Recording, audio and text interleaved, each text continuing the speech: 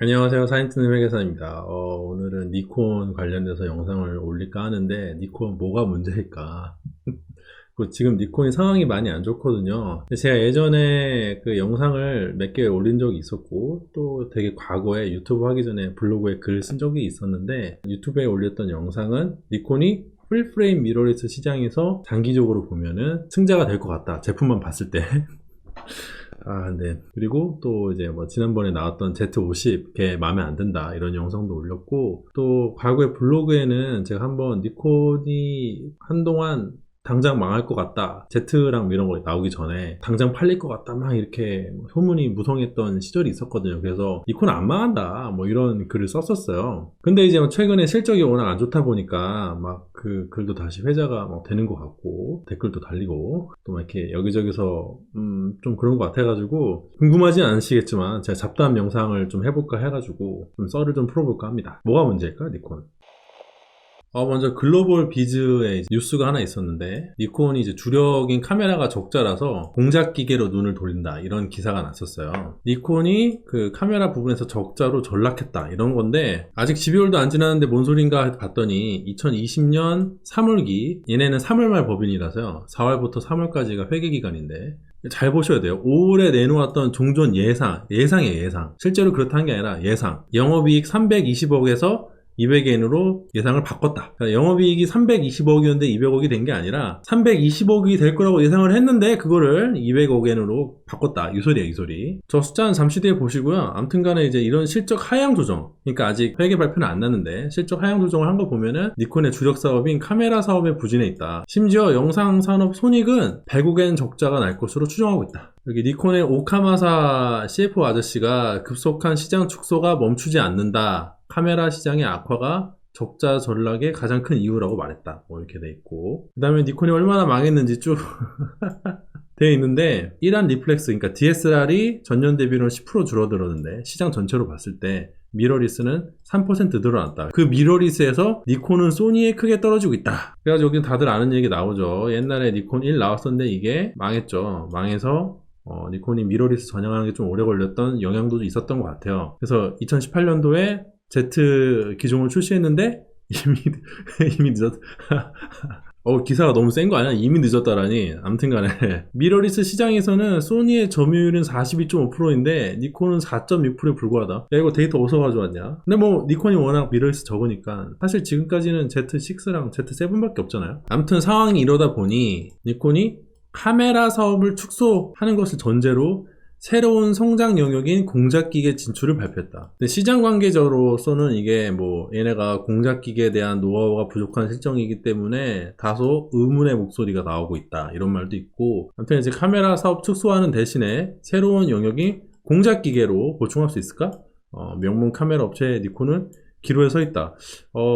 잘 봤습니다. 굉장히 훌륭한 기사였죠? 니콘의 현재 상황에 대해서 잘 표현해 주신 것 같습니다. 근데 이제 이런 얘기가 나오는 것 중에 하나가, 저 이렇게 좀 숫자를 보는 게 좀 더 명확한데, 그 아까 보셨던 기사에서 끌고 왔던 숫자가 이거예요. 2020년 3월 31일, 내년 3월 31일에 끝나는 파이낸셜 하이라이트인데, 니콘이가 크게 사업부가 4가지가 있습니다. 카메라 사업이 있고요, 전기 산업이 있어요. 전기 산업은 디스플레이 관련 FTP 노광장치나든지 뭐 반도체 노광장치를 개발하는 건데, 이게 상당히 설명하기가 복잡하지만은 러프하게 말하자면 표면을 코팅하는 그런 기술이에요.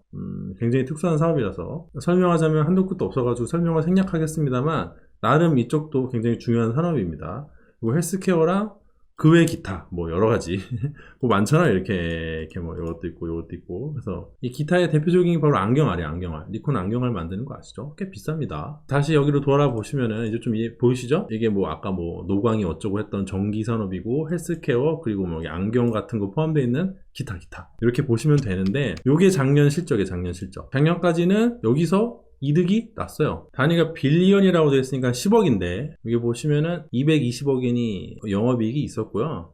올해는 이제 100억엔 손해를 볼 것 같다. 작년부터 보면은 이 매출액은 오히려 여기 전기 산업이 이거보다 작은데 영업이익은 훨씬 많았어요. 올해도 보면은 카메라 사업은 마이너스 100억엔인데 여기는 지금 500억엔 이득을 볼 것 같다 라고 되어 있잖아요. 나머지는 뭐 미비합니다. 총 사업부가 4개 있다고 보면 되는데 주요 산업이 얘랑 얘고 원래부터 돈은 얘가 벌고 있었어요.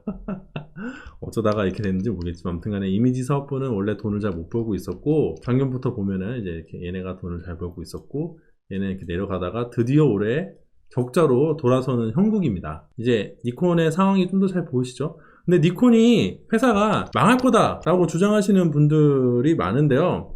니콘 아직도 이 회사 전체를 보잖아요. 여기 콘솔리데이트 하면 여기 이게 전체예요, 전체. 이 전체를 보면은 아직도 200억엔 흑자입니다. 적자가 아니에요. 상황이 안 좋긴 하지만 아직 적자로 돌아서지는 않고 있습니다. 사람들이 말을 할 때요, 조심해서 말해야 되는 게 뭐냐면은 상황이 어렵다랑 망한다는 다른 얘기예요. 여러분 한계 기업이란 말 아세요? 좀비 기업이란 말 아세요? 어려운데 계속 어려운 거야. 상황이 나아지지 않지만 그러다 죽지도 않아. 그래가지고 계속 어려운 상태로 회사를 유지하는 데도 굉장히 많거든요.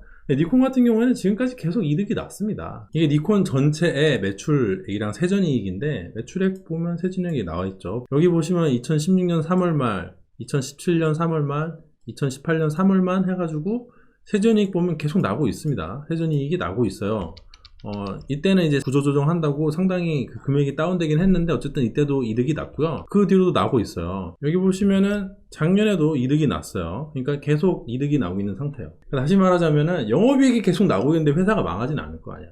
회사가 망하려면은 영업이익이 적어도 안 나야지. 니콘이 그 자산 규모가 수조 원대고 자본도 수조 원대예요. 영업이익이 안 나고 적자가 막 엄청나게 나도 버틸 수 있는 여력이 아직 있거든요. 바로 망하지 않습니다. 카메라 사업부가 어려운 거 맞죠. 근데 카메라 사업부가 어려운 걸로 치면 사실 계속 적자를 내고 있는 기업들이 올림푸스라든지 이런 데 있거든요.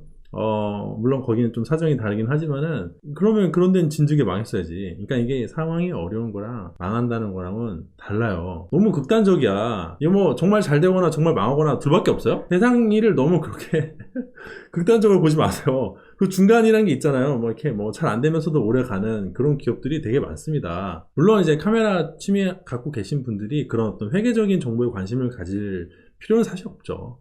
잘 모르시는 걸 수도 있는데 회사가요 힘들지만 계속 간다 이런 선택지도 있습니다.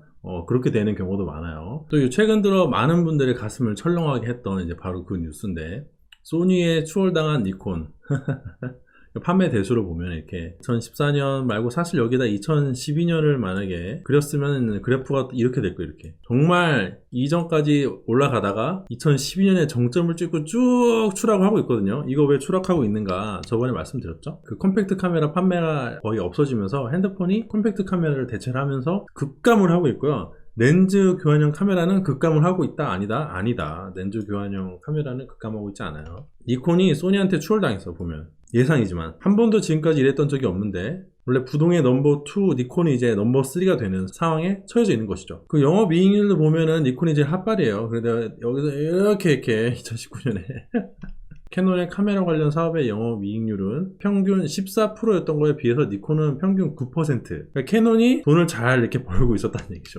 이 어려운 와중에서도 인정합니다. 니콘 가만히 있을 거냐? 여기 보면은 사태 수습으로 차기에 총 100억엔 정도를 투입해서 구조 개혁을 추진할 예정. 사람을 또 자른다는 얘기인가? 아무튼 뭐 싶은데 인력과 생산 설비 감소 등으로 사업 운영비를 500엔 확보하여서 2022년 3월 이후로는 이익을 안정적으로 확보할 것이라고 한다. 그러니까 사업 규모를 축소해가지고 내실을 다지겠다.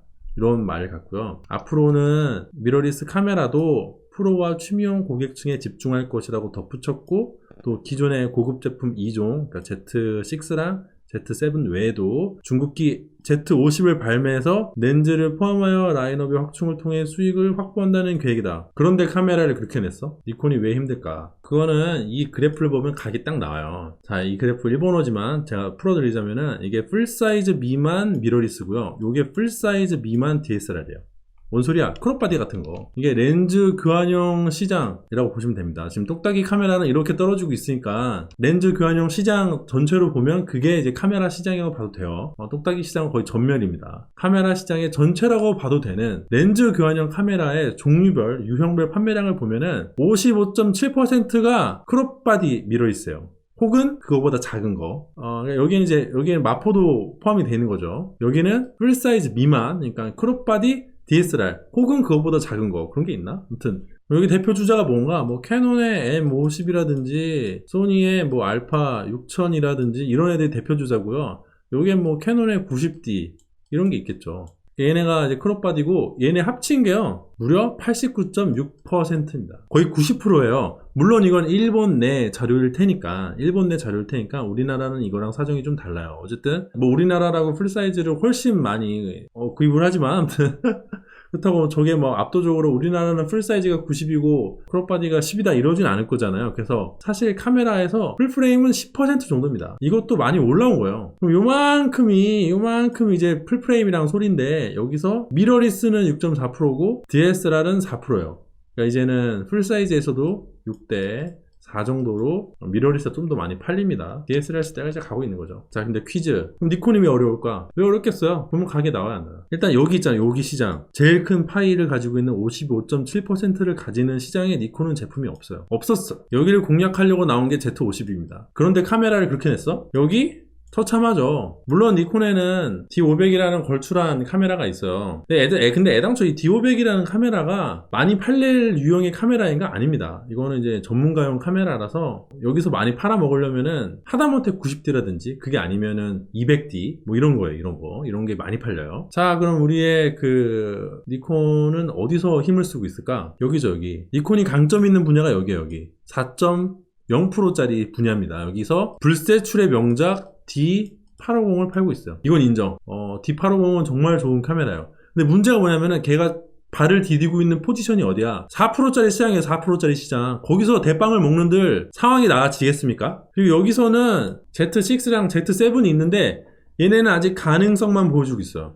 망했다고 하긴 좀, 하여튼 뭐, 아무튼 여기서는 뭐 그냥 물음표고, 여기서는 대빵이야. 그런데 얘네 두 개 합쳐도 시장이 10% 정도밖에 안 됩니다. 이래가지고 니콘이 잘 되겠냐고요. 제가 풀사이즈 미러리스 시장에서 니콘이 승자가 될지도 모른다. 이런 영상 올렸던 것은 이제 바디를 보고 말씀드린 게 아니라 그 영상 취지는 보신 분들은 아시겠지만 렌즈군이 가장 깔끔하다. 그리고 가성비가 좋을 것 같다. 제가 그 영상 올릴 때만 하더라도 니콘 렌즈가 무슨 가성비 어쩌고 했는데 요즘에 캐논 렌즈 보면은 니콘 렌즈 가성비 좋죠.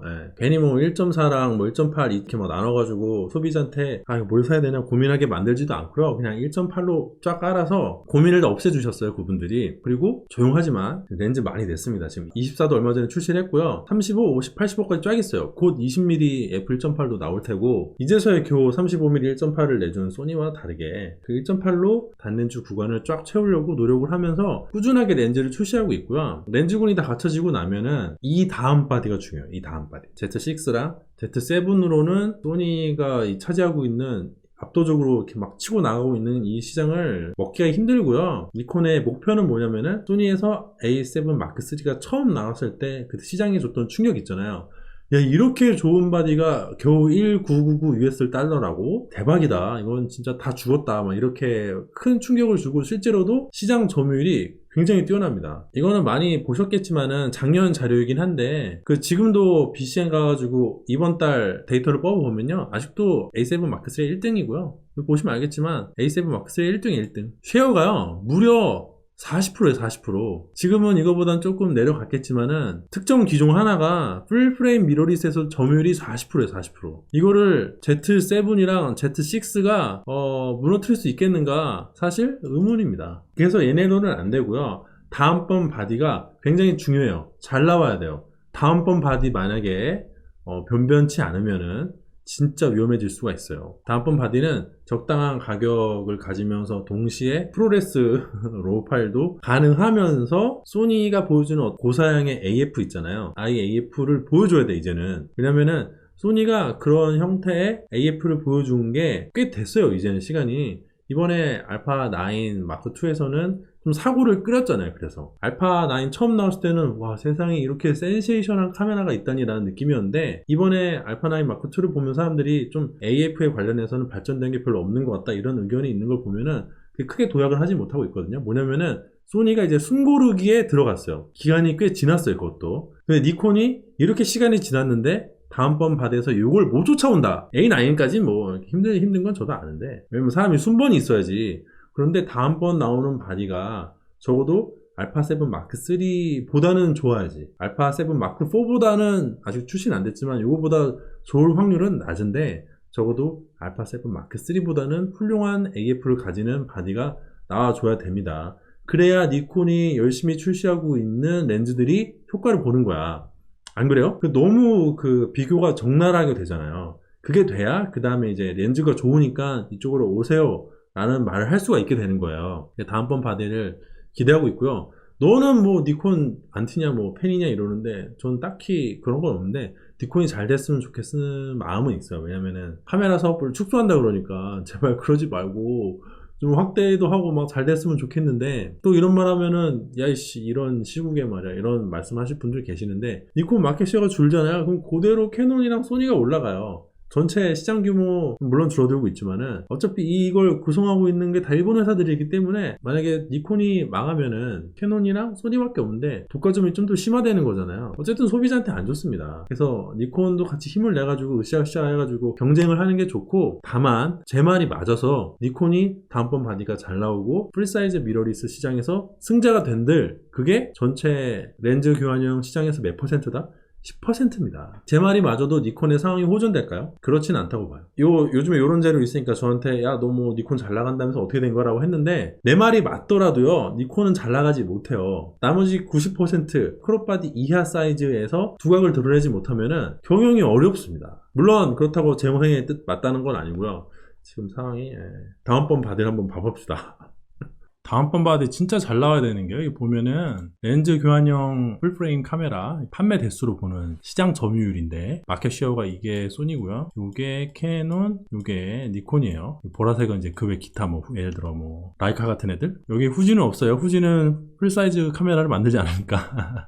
아무튼 보시면은 니콘이 원래 29%였는데 24%가 됐어요. 니콘이 강점을 가지고 있는 풀프레임 DSLR 시장을 포함한 이 풀프레임 전체 시장에서 이미 3위였어요. 게다가 이번에는 그게 더 줄어들어서 24%가 되고 있다. 근데 만약 이게 더 줄잖아요. 더 줄면은 진짜 위험해요. 이 렌즈 교환형 카메라 시장은 상당히 비가역적이라서 한번 마운트를 정하잖아요. 그럼 마운트를 다시 되돌아오기가 힘듭니다. 지금 분명 여기 보면 소니가 이번에 살짝 올라와서 38%로 1위가 되었고 캐논이 2위 역전이 다 했는데 그러면 그거만큼 니콘이 줄어들었잖아요. 제가 보기에는 캐논 자체에서도 넘어온 사람이 있겠지만 니콘 같은 거 사용하다가 소니로 넘어온 사람들이 분명히 있거든요. 근데 이 넘어올 때 그냥 넘어온 게 아니라 굉장히 피곤합니다. 그러니까 이게 늘어난 게 신규 유저가 늘어난 것도 있겠지만은 마운트 다 정리하고 이렇게 넘어온 유저들이 있는데요. 넘어오는 과정이 굉장히 피곤하기 때문에 한번 넘어오면요 다시 넘어갈 생각을 하기가 좀 어려워요. 여기서 더 시장을 뺏기면은 그래서 이게 막 여기서 더 떨어져가지고 뭐 한 15% 된다 치면은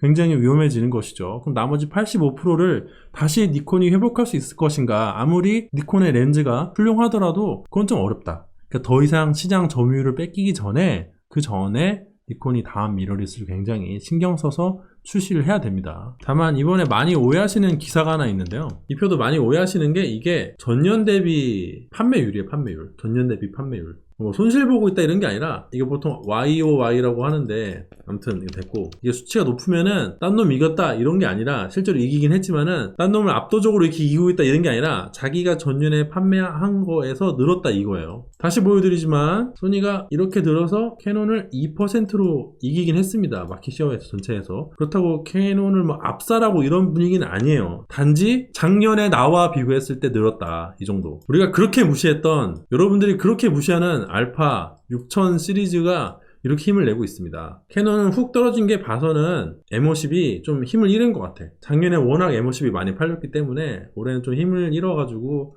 판매량이 급감하는 것 같고 니콘은 왜 이렇게 심하게 떨어지냐? 제품이 없으니까. 신제품이 없어요. Z50 나온 지 얼마 안 됐잖아요. 저 넓은 시장에서 신제품을 안 내고 버텼어. 물론 신제품 냈나? 아무튼 근데 아무래도 시장에서 2위를 하는 기업인데 니콘의 크롭바디는 정말 처참합니다. 사람들이 니콘이 크롭바디 있는지도 잘 모르는 것 같아. D500 말고는 다 없다고 느끼는 것 같은데 내가 정말 그걸 실감하는 것 중에 하나가 캐논만 수입을 액정을 낼 수 있다 이런 말을 하는 사람들 되게 많거든요. 수입을 액정은 캐논만 할 수 있다. 그런데 니콘의 크롭바디를 보면요 뭐 D3000 시리즈, D5000 시리즈 이런 애들 보면요 다 스위블 액정이에요. 까마득한 옛날부터 니콘은 스위블 액정을 장착한 크롭바디 DSLR을 판매하고 있었어요. 장기간 동안, 오랫동안, 옛날부터. 그런데 사람들이 그거를 몰라. 니콘이 분명히 스위블 액정을 판매를 하고 있는데 스위블 액정을 캐논만 할 수 있대. 어떻게 된 거야 도대체? 그만큼 니콘의 크롭바디가 정말 안습이다. 왜 그럴까? 뭐 여러 가지 있겠죠. 근데 니콘이 너무 그 라이브 뷰를 무시했어. 아니 스위블 액정을 내놨으면은 라이브 뷰 기능을 강화했었어야지. 캐논이 라이브 뷰 기능이 좀 되게 좋고요. 니콘보다 훨씬 훌륭해요. 왜냐면 듀얼 픽셀이 있었기 때문에 사람들이 니콘이 미러리스 처음 낸다고 했을 때 저게 잘 될까? 했던 어떤 회의적이었던 사람들이 대부분 니콘은 라이브 뷰에서 초점 맞추는 기술이 없다. 뭐 이거였는데 그러니까 PDAF가 안 된다 이거였는데 그런 말을 들어도 쌀 정도로 니콘의 DSLR들의 라이브 뷰 AF는 정말 처참했거든요. 제가 잘 압니다. 제가 D750이랑 610 사용해 보면서 너무 심하네 이건 생각을 했던 적이 있었기 때문에 한 번이라도 걔로 뭐 동영상을 촬영해 보시면 자꾸 그 정지해 있는 물체를 단샷으로 잡는 AF-S로 잡는 걸로 잘 잡히거든요. 이런 말씀 하지 마시고요. 그걸 동영상을 촬영할 때 말이야. 걔네가 얼마나 앞뒤로 이러는지를 한 번이라도 보시면은 이게 정말. 그리고 그 당시에 동시대에 출시되었던 캐논의 듀얼 픽셀 카메라들이랑 옆에다 놓고 같이 비교를 해보시면요 절대 그런 말 못해요. 라이브 뷰 기능이 진짜 처참했습니다. 그건 실드 불가예요. 그랬는데 웬걸 Z6랑 7은 캐논보다도 빠르게 IAF를 지원해주는 업데이트도 하고 그랬죠. 뭐 다 옛날 얘기가 되긴 했는데 너무 심했어. 그리고 렌즈도 조금 별로였다. 35mm 1.8 DX 렌즈는 굉장히 좋은 렌즈였는데 그거 말고 니콘의 크롭바디용 렌즈 유명한 거 뭐가 있어요? 다들 머릿속에 잘 없지? 캐논 하면 몇 가지 있잖아요. 일단 축보기가 굉장히 강렬한 인상을 남겨주고 그리고 캐논의 이제 뭐 24mm 팬케이크라든지 굉장히 많이 팔렸거든요. 그거 절대 무시하시면 안 됩니다. 여러분들은 무시하고 싶지만 그런 걸 좋아하시는 유저분들이 되게 많아요. 우리야 이제 사진 이 쟁이들은 풀사이즈 아니면 사진기 취급도 안 하고 막 이러지만 그 전체 시장의 90%는 풀프레임 미만이거든요. 크롭바디나 마이크로 포서드 이런 애들이 이제 90%이기 때문에 그런 거 사시는 분들은 그런 팬케이크 렌즈 되게 좋아합니다. 근데 니콘은 그런 팬케이크 렌즈 없어요. 여기까지 쭉 오시면 이제 답이 오시죠. 일단 첫 번째, 니콘이란 회사 자체랑 니콘의 카메라 사업부의 어떤 운명이 같지는 않다. 물론 연동은 되어 있지만은 니콘 카메라 사업부가 올해 처음 이제 적자가 났다고 해서 회사가 망할 거라는 건 너무 과도한 해석이다. 정말 회계사로서 제 직업이 그거잖아요. 제가 회계사로서 단언할 수 있습니다. 적자로 전환된다는 게 좋은 시그널은 아니죠. 그런데 회사 자체는 아직 흑자에 오해하지 마세요. 진정하세요 제발. 아시겠죠? 그렇다고 니콘이 잘 될 거다 이런 얘기 하는 건 아니고요. 니콘은 어려울 거다. 니콘의 경영 실적이 호전되기가 쉽지 않다. 니콘도 알고 있고 근데 문제는 뭐냐면 니콘이 저 90% 유저들의 마음을 잘 살 줄을 모르는 것 같아요. 자, 여기 재미있는 자료가 있는데 DCIL 디지털 카메라 인터체인저블 렌즈, 그러니까 렌즈 교환용 카메라용 렌즈죠.